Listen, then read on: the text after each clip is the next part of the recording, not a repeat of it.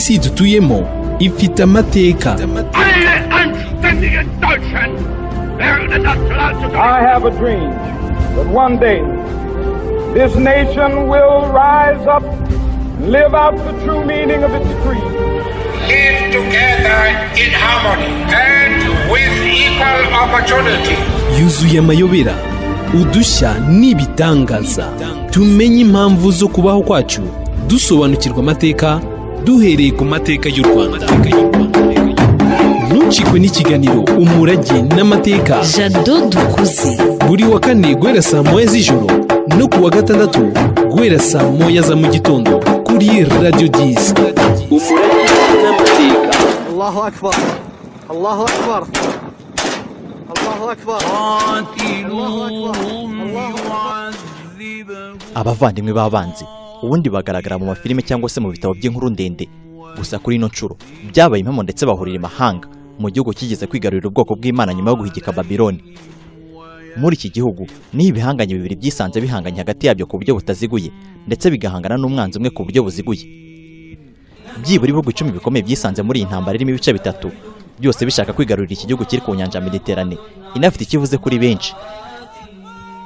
Ni intambara irimo amayobera, gusa n'udutiza umwanya wawe mu kiganiro umurage n'amateka cyo kuri uyu munsi uri buze gusobanukirwa n'intambara ya Syria inashobora ngo kubyara intambara ya gatatu y'isi. Ngiye birumvikana ko ndi Jado Dukuze. Sata'azamu uwaruha bi'iznillah hatta tuhriqa juyush as-salib fi dabiq. Audio Jungle.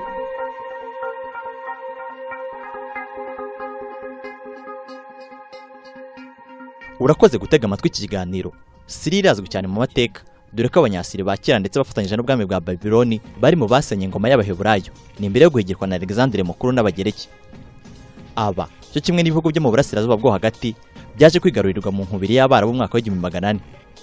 Nyuma yaho ariko aba baje kuba kimwe mu bihugu byari bigize ubwami bugari bw'Abanyaturukiya, ubu bwari buzwi nka Ottoman. Ubwo intambara ya mbere y'isi yari irangiye ndetse Ottoman itsinzwe mu ntambara ifatanyijemo n'Abadage, iki gihugu cyaje guhabwa Abafaransa ngo bagikolonize, ikintu cyari cyeze icyo gihe ku mugabane wa Aziya ndetse na Afurika. Syria yaje kubona ubwigenge mu mwaka wa 1945 ubwo intambara ya kabiri y'isi yari irangiye. Ubwo aba bari babonye ubwigenge, icyizere cyari cyose ku banyagihugu, hari inzozi nshya ndetse na byinshi byari byitezwe n'abaturage basanzwe nyuma y'abakoloni bapakiye utwabo bakisubirira Uburayi. Ku Banyasiriya iri ngo ryari iherezo ryo gukandamizwa ndetse no kubyazwa umusaruro mu buryo budahwitse. Iri ngo ryari iherezo ry'ubucakara ndetse no gukoreshwa ku nyungu z'abazungu. Izi nzozi ariko zaje kuzimya mu gihe gito, dore ko ubwigenge bwakurikiye na kudeta z'ubudasiba zagiye zirangwa muri iki gihugu. Leta yatoye ku buryo bwa demokarasi yahise ikurwaho bidatinze, hari muri Werurwe 1949. Leta nshya ariko nayo yahise ikurikirwa n'izindi kudeta ebyiri muri uwo mwaka. Mu mwaka wa 1963 itsinda ry'Abarabu bazwi nka Hizb al-Fatah al-Arabi al-Ishtiraki baje kujya ku butegetsi bakoze kudeta nabo, gusa nabo baza gukurwaho nyuma y'imyaka 3 na bagenzi babo bari mu ishyaka rimwe. Muri iyo minsi nibwo General Hafez al-Assad wari minisitiri w'ingabo yaje gutangaza ko ashaka gushyira ibintu ku murongo, niko guhita yegera minisitiri w'intebe mu mwaka wa 1970. Nyuma y'umwaka yahise yegera perezida wa repubulika, umwanya yagumyeho kugeza mu mwaka wa 2000 ubwo yitabaga Imana. Nyuma y'urupfu rwa General Hafez al-Assad, Bashar al-Assad umuhungu we yahise ajya ku butegetsi asimbuye ise umubyara. Uyu yahise azana impinduka mu gihugu, harimo kurekura imfungwa za politiki ndetse no kwemera ibiganiro n'abatavuga rumwe n'ubutegetsi. Iki kintu ibihugu byo mu burengerazuba byagifataga nk'impinduka nziza zigiye gukorwa muri iki gihugu, ndetse icyizere cyari cyose cyane ko n'umugore wa Bashar al-Assad ariwe Asma al-Assad ngo yavukiye mu gihugu cy'Ubwongereza aranahakurira, ngo hari amatwara ya demokarasi yari yibitseho. Ibi ariko ntabwo byarambye, dore ko nyuma y'umwaka umwe gusa ubwo wahera atangiye kuvuka amashyaka menshi yaranatangiye gusaba impinduka ndetse n'amatora rusange, Assad yahise abihagarika, niko gushyira mu nzu y'imbohe abayobozi 10 b'imitwe itandukanye yashakaga ibi demokarasi ngo iheruka ubwo muri Syria. Ikiganiro ni umurage n'amateka. Uyu munsi twagarutse ku ntambara ya Syria yahuruje imbaga ndetse ikaba imaze guhitana abatagira ingano. Ibintu byakomeje gutaba byiza ku ngoma ya Assad muri Syria, aho abaturage bamushinjaga kuba umunyagitugu, mu gihe imiryango mpuzamahanga yakomezaga kumushinja guhonyora uburenganzira bw'ikiremwa muntu ndetse no kuniga ubwisanzure. Inkubiri y'imyivumbagatanyo mu Barabu yatangiriye muri Afurika, no muri Syria ntabwo yasigaye. Muri iki gihugu imyivumbagatanyo yatangiriye mu murwa mukuru Damascus hari tariki ya 13 Werurwe 2011. Aha abiyerekanaga basabwa ko imfungwa za politike zarekurwa ndetse bakanasaba ko habaho impinduka mu miyoborere. Bitandukanye no muri Afurika ya ruguru ariko aho inzego zishinzwe umutekano ntabwo zabaviriye izuba, ahubwo zahise zibarasaho urufaya, aho abagera kuri 6 bahise batabwa muri yombi. Nk'uko bigaragara mu nkuru yo mu kinyamakuru New York Times igira iti faceless teenage refugee who helped ignite Syria war, ngo kimwe mu cyababaje cyane abigaragambyaga ni umwana muto waje gufungwa we n'inshuti ze azira kwandika amagambo avuga ko abaturage bifuza ko leta yavaho. Muri rusange abiyerekanaga basabaga ko bitarenze tariki ya 7 Mata uwo mwaka imfungwa zose za politike zarekurwa, hagakurwaho itegeko ry'ibihe bidasanzwe, ruswa igashyirwaho akadomo ndetse hakabaho kwishyira kwizana kwa buri munyasiriya. Nyuma y'aho itariki igeze nta gikozwe, abigaragambya bahinduye imvugo, niko gutangira kuvuga ko ubutegetsi bwa Assad bwavaho burundu. Imyiyerekano ikaze yaje kuba ku wa 5 tariki ya 8 Mata 2011 ikorewe icyarimwe mu mijyi 10. Kuva ku itariki 25 ku kwezi, igisirikare cya Syria cyatangiye kurasa mu mijyi imwe n'imwe gikoresheje ibifaru ndetse n'ingabo zirwanira ku butaka, aho benshi batangiye kuhasiga ubuzima. Kugeza mu mpera za Gicurasi uwo mwaka wa 2011, byibura abaturage 1000 bari bamaze kwitaba Imana ndetse n'abandi batagira ingano bashyizwe ku ngoyi. Aha mu bafunzwe ngo hari aniganjemo abaharanira uburenganzira bwa muntu ndetse n'abanyeshuri. Uko leta yakomezaga kurasa kubigaragambyaga, niko nabo batangiraga kuyigira imitwe y'uburyo bazageraho bakayishyura, atari kuyitegera amaboko ngo irase nk'abakama itegereje umuntu wapfuye ikiyoni. Inshuro ya mbere abigaragambyaga bahanganye na leta hari tariki ya 6 Kamena 2011. Aha nubwo ingabo za leta zarasaga bari mu kiriyo hafi y'umupaka wa Turukiya, maze abiyerekanaga bagahita bazishyura, bakarasa inyubako zarimo, bakica abashinzwe umutekano 8 ndetse bagahita bigarurira sitasiyo ya polisi yari hafi aho. Intambara noneho ngo yari itangiye ubwo. Amakuru atagira gihamya avuga ko abasirikare noneho bahawe amategeko yo kujya barasa kubigaragambya ku mugaragaro, aho umusirikare umwe ngo wanze kubikora yaba yarahise acibwa umutwe n'inzego zishinzwe ubutasi bw'iki gihugu. Aha benshi mu bigaragambyaga batangiye gushaka intwaro zo guhangana n'igisirikare cya leta, aho bazikuraga haribazwaho. Nyuma y'amezi 4 gusa imvururu zitangiye, abaturage 600 bari bamaze kwicwa, mu gihe abashinzwe umutekano 500 nabo bari bahasize ubuzima, ari nako bagera ku 13 ngo bari nyuma y'amafera beto. Tariki ya 29 Nyakanga, abasirikare bakuru 7 bitandukanyije n'igisirikare cya Syria, niko gushyiraho umutwe bise FSA, Free Syrian Army, cyangwa se igisirikare cyo kubohora Syria. Aba ngo intego kwari guhirika ingoma ya Assad yari yarigize akarakajyahe nka Nyagakecuru mu bisi bya Huye, washatse kwigaranzura Ruganzu bitabaho. Tariki ya 23 Kanama uwo mwaka, imitwe irwanya leta yose yahise ishyiraho ihuriro ryari rifite icyicaro muri Turukiya, aho barebaga uburyo bakorera hamwe bakikiza ingoma ya Assad. Urebye ngo nibwo ibintu byavaga mu mwijima bigana kuzimu, cyane ko ibyakurikiye ari ukumena amaraso ubutitsa. Icyari imyiyerekano cyahindutse intambara, aho imitwe y'inyeshyamba yagendaga ivuka umusubirizo bashaka guhangana n'ingabo za Assad. Iyi mirwano mu mwaka wa 2011 yanageze mu murwa mukuru Damascus ndetse no mu mujyi wa kabiri w'iki gihugu wa Aleppo. Kugeza mu mpera za 2013, umuryango w'abibumbye watangaza ko imirwano yari imaze kugwamo abagera ku 90,000. Iyi mibare yaje kugera ku 191 nyuma y'umwaka umwe gusa, aheruka gushyirwa hanze byavuga ko kugeza amagingo aya abarenga 250 bamaze gusiga ubuzima muri iyi mirwano yo muri Syria. Kuri ubu imirwano yahinduye isura, iva ku bashyigikiye n'abadashyigikiye Assad igera ku moko, aho ubwoko bwiganje bw'abasuni bwatangiye guhiga bukwara ubwoko buke bw'abashia ari nabo bakomokamo perezida Assad. Aha kandi haje kuziramo umutwe w'intagondwa wa Islamic State winjiye nawo mu ntambara ufite intumbero zitandukanye n'izibi bice byombi. Raporo y'umuryango w'abibumbye yakoze iperereza ku bijyanye n'iyubahirizwa ry'ikiremwamuntu yatangaje ko impande zombi zagiye zikora ibyaha bitandukanye by'intambara, harimo ubwicanyi, iyicarubozo, gufata ku ngufu ndetse no kunyereza abantu. Leta ndetse n'imitwe yirwanya banashinjijwe kubangamira abaturage bya hato na hato, aho bagendaga babuza ibirirwa n'ubutabazi bw'ibanze guhita kugira ngo bahima banze kubiyungaho. Mu kwezi kwa 2 kwa 2014, ONU yatangaje ko hari abasivili 600 bishwe n'amabombe leta yategaga mu duce twigaruriwe n'inyeshyamba. Umutwe wa Islamic State twagarutse mu biganiro byacu byatambutse, washinjijwe na ONU iterabwoba ukorera ku baturage mu duce bigaruriye, aho wagiye ushyiraho ibihano biremereye kubanze gucinjirwa amatwara yawo. Aha harimo kwicwa ku bwinshi, cyane cyane bakaswe imitwe, aho bagiye bishwa gutyo harimo nawe mu yindi mitwe irwanya leta. Aganira na BBC, Maria Makash ufite abana 9 gusa umugabo akaba ari umwe mu bishwe muri intambara ya Syria, yarababwiye ati muri iyi minsi tubaho nk'abari ku irebe ry'umuryango w'ikuzimu, duhora twikanga, duhora dufite ubwoba. Mu mwaka wa 2013 haje kuba ibidasanzwe byafashwe nka gihonomu. Aha nubwo amajana n'amajana yicwaga nyuma y'ibisasu byatuye mu mijyi yiganjemo abahinzi ikikije umurwa mukuru. Ibihugu byo mu burengerazuba byashinjije leta ya Syria kuba inyuma y'ibi, mu gihe leta y'iki gihugu n'Uburusiya buyishyigikiye byo byatangazwa ko byakozwe n'imitwe yirwanya. Aha bivuga ko izi bombe zatewe zari intwaro za kirimbuzi kandi zitemewe gukoreshwa mu ndwano hariho hose nubwo zikorwa ku bwinshi. Amerika yahise itangaza ko itakwihanganira ibi, niko kuvuga ko igiye gutera iki gihugu, ariko leta ya Assad yemera gutwika intwaro zose za kirimbuzi iki gihugu cyari gitunze. Ni nyuma y'ibiganiro na ONU izi ntwaro zaje gutwikwa mu mwaka wa 2014. Nubwo izi ntwaro zasenywa ariko yaje gutangazwa nyuma ko n'ubundi leta yaje kongera kuzikoresha muri Nyakanga 2014 ubwo yicaga inyeshyamba 13 mu majyaruguru y'igihugu. Umutwe wa Islamic State nawe bivuga ko ukunda gukoresha izi ntwaro z'ubumara wikiza abo baba bahanganye.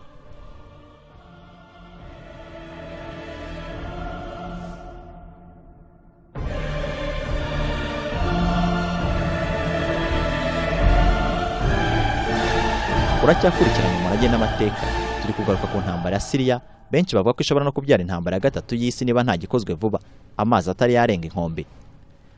Kuri ubu imitwe y'inyeshyamba yagiye kuri umunsi ku munsi, gusa iyi mitwe ishyigikiwe n'ibihugu byo mu burengerazuba ngo nta kivuze imbere y'indi mitwe myinshi y'abayisilamu b'abaheza nguni barimo abajihadiste n'ibyihebe. Ku isonga hakaza Islamic State. Uyu mutwe wavutse muri Al-Qaeda wigaruriye igice kinini cyo mu majyaruguru no mu burasirazuba bwa Syria ndetse no hakurya mu baturanyi ba Iraq. Uyu mutwe ukaba uri mu ntambara ebyiri, aho ku ruhande rumwe urwana n'indi mitwe irwanya ubutegetsi bwa Syria, mu gihe ku rundi ruhande urwana n'ingabo za leta ya Syria. Muri Nzeri 2014 ingabo za leta zunze za Amerika n'ibihugu bishyigikiye byatangiye kurasa uyu mutwe bakoresheje indege kugira ngo bafashe inyeshyamba kwigarura uduce wafashe. Gusaba birinze gutuma ibitero byatuma ingabo za Assad zibyungukiramo. Impande zose ziri mu ntambara ya Syria nta na rumwe rushaka gutsindwa. Umuryango mpuzamahanga usanga intambara yagakwiye kurangira mu biganiro by'amahoro. Gusa yabo umuryango w'abibumbye ndetse n'ihuriro ry'ibihugu by'Abarabu byagerageje inshuro nyinshi guhuza impande zihanganye, ariko nta musaruro byatanze. Muri Mutarama 2014 leta z'ubumwe za Amerika, Uburusiya ndetse n'umuryango w'abibumbye batumije inama yabereye mu Busuwisi, aho ku murongo w'ibyigwa kwari ukureba ko hashyirwa mu bikorwa amasezerano y'amahoro ya Geneve muri 2012 yavuga ko hashyirwaho leta y'inzibacyuho ihuriweho n'impande zose. Ibi biganiro byari byahawe akazina ka Geneve ya kabiri, gusa byahise bihagarara muri Gashyantare uwo mwaka nyuma y'aho intumwa ya Loni Lakhdar Brahimi atangaje ko leta ya Syria yazanye amananiza, aho yanze ibyifuzo byose byabo batavuga rumwe byitaga amatsinda y'iterabwoba. Indi gahunda ya Ban Ki-moon yo gushyira agace katarangwamo imirwano yaje guterwa utwatsi n'inyeshyamba zatangazaga ko leta ishobora kukifashisha yongera gusunganya ingabo zayo, mu gihe umutwe wa Islamic State utari kubyubahiriza na gato. Uyu mutwe wa Islamic State ngo mu by'ukuri nubwo uri mu barwanya Assad, ariko ngo ntabwo umuraje ishinga cyane kuko umufasha kurwanya iyindi mitwe. Ku ruhande rumwe ngo hari uburyo ufasha uyu mukuru w'igihugu cya Syria. Ibi byatumye Assad areka Islamic State ikikorera ibyayo, bisa no kurangira bitumye wigarura uduce dutandukanye tw'igihugu mbere y'aho ibihugu bitandukanye bitangira kubuviraho indimwe n'ibitero by'indege. Kuri ubu icyari intambara y'imbere mu gihugu cyabaye isibaniro ry'amahanga atandukanye, aho buri gihugu cyaje kizanye intego zihariye. Bimwe mu bihugu biri ku isonga muri intambara harimo leta zunze za Amerika. Iyi ngo iri ku ruhande rw'imitwe itari y'ibyihebe irwanya leta ya Assad. Amerika irifuza ko perezida wa Syria Bashar al-Assad avaho ndetse na Islamic State igasenywa. Mu minsi ya vuba nibwo perezida Obama yafashe icyemezo cyo gukoresha ingufu za gisirikare kerekeza muri Syria. Aha ariko iki gihugu cyari kinamaze igihe gitoza abarwanya ubutegetsi bwa Syria, ndetse aba kikaba cyaranabahaga intwaro. Ikindi gihugu kiri muri Syria ni Uburusiya. Ubu bukaba buri ku ruhande rwa perezida Assad ndetse nicyo gihugu cy'ingenzi mu gufasha uyu perezida. Aba ariko ngo ntabwo amufashiriza ubusa, cyane ko bafite ibirindiro by'igisirikare cyo mu mazi biri muri iki gihugu bituma Uburusiya bucunga agace k'inyanja ya Mediterane. Icya kabiri ngo Uburusiya bukura amafaranga menshi mu kugurisha intwaro na Syria, mu gihe kandi ubu ngo butakwishimira ko ibihugu byo mu burengerazuba bwakwigarurira aka gace, ari nayo mpamvu bwakomeje kwitambika mu byemezo byose akanama gashinzwe umutekano ka ONU kagiye gashaka gufatira leta ya Assad. Ikindi gihugu gikomeye kiri mu ntambara ya Syria ni Iran. Iran bizwi ko ari igihugu cy'abashia gikomeye muri aka karere, bityo ko kigomba gufasha leta y'abashia ya Assad. Iran ariko nayo ngo yangura nuko umutwe wa Islamic State, ikintu rukumbi ihuriyemo na Amerika. Turukiya nayo iri mu ntambara muri Syria. Iyi ikaba yarakoranye na Amerika igihe kirekire mu gutoza inyeshyamba zirwanya Assad. Kuri ubu impunzi zirenga miliyoni z'abanyasiriya zibarizwa ku butaka bwa Turukiya. Iki gihugu gifasha bidasubirwaho umutwe wabo mu bwoko bw'Abaturuke babarizwa muri Syria, ukaba umwe mu barwanya ubutegetsi bwa Assad. Ikiganiro n'umurage n'amateka turacyagaruka ku ntambara ya Syria. Tariki ya 30 Nzeri 2015 ingabo zo mu kirere z'Abarusiya zibisabwe na leta ya Syria zaje gutanga umusada muri iki gihugu. Izi zatangiye kurasa zikoresheje indege ibirindiro bya Islamic State ndetse zinarasa indi mitwe irwanya ubutegetsi bwa Assad. Abarusiya batangaje ko ibitero byabo byangije cyane ibirindiro bya Islamic State ndetse n'iby'indi mitwe irwanira muri Syria. Aha ngo abagera ku 3,000 ngo berekeje muri Jordania kibuno mpamaguru kubera ubukana bw'ibi bitero by'Abarusiya. Tariki ya 5 Ukwakira, itangazamakuru ryatangaje ko imitwe irenga 40 irwanya ubutegetsi bwa Assad yatangaje ko igiye gutangira kurwanya ingabo z'Abarusiya nyuma yo kugabwaho ibitero n'iki gihugu. Kuri ubu Leta Zunze Ubumwe za Amerika zatangaje ko zizakomeza gufasha imitwe irwanya ubutegetsi bwa Syria zititaye ko Uburusiya burimo guha ubufasha leta ya Assad. Tariki ya 7 Ukwakira 2015, abayobozi b'Uburusiya batangaje ko ubwato bwabo bw'intambara bwangije cyane ahantu 11 hari hakambitse ingabo za Islamic State ndetse bushobora kubirukana muri ako gace. Tariki ya 8 Ukwakira 2015, Amerika yatangaje ku mugaragaro ko gahunda y'igisirikare cyayo yo gufasha no gutoza inyeshyamba za Syria ngo ibaye ihagaze nyuma yo gutwara miliyoni 500 z'amadolari, ariko ntitanga umusaruro kuko Assad atahigitswe. Aha ariko ikigo cy'ubutasi cy'iki gihugu CIA cyatangaje ko kizakomeza gufasha abarwanya ubutegetsi muri Syria.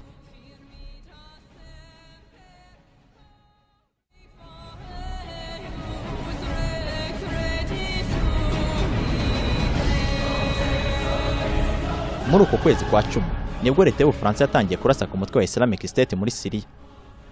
Mu nkuru ya New York Times ya tariki 12 Ukwakira ifite umutwe ugira uti US weaponry is turning Syria into proxy war with Russia, iki kinyamakuru cyatangaje ko gikurikije uburyo leta ya Amerika ikomeje gufasha inyeshyamba zo muri Syria ndetse n'uburyo Uburusiya buri gufasha ku bwinshi leta ya Syria mu kurwanya izo nyeshyamba ngo bishobora kurangira Amerika yisanze mu ntambara n'Abarusiya. Mu mpera z'Ukwakira, leta ya Amerika biciye muri Minisitiri w'Ingabo Ashton Carter yatangaje ko iki gihugu kigiye guhindura uburyo cyarwanagamo muri Syria, aho yatangaje ko bagiye kongera ibitero by'indege ariko ko batazigiye barwanira ku butaka.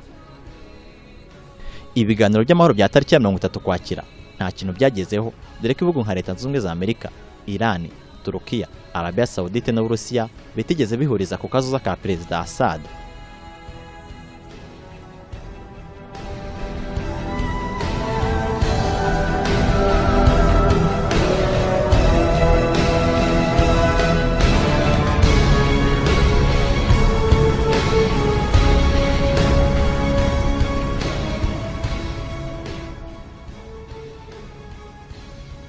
Ikiganiro n'umurage n'amateka. Mu kwezi kwa 11 hagati habayemo byinshi bijyanye n'intambara ya Syria. Aha havuzwe ibitero bya Paris ndetse n'ihanurwa ry'indege y'Abarusiya, byose bikozwe n'umutwe wa Islamic State wo muri Syria. Ibi byatumye Abafaransa bongera ibikorwa byabo by'intambara muri Syria, aho bafatanyaga n'Abanyamerika. Abariko ku ruhande rumwe bakaba baratwikaga Islamic State, ariko amabomba amwe y'indege zabo akanayobera ku ngabo za Assad.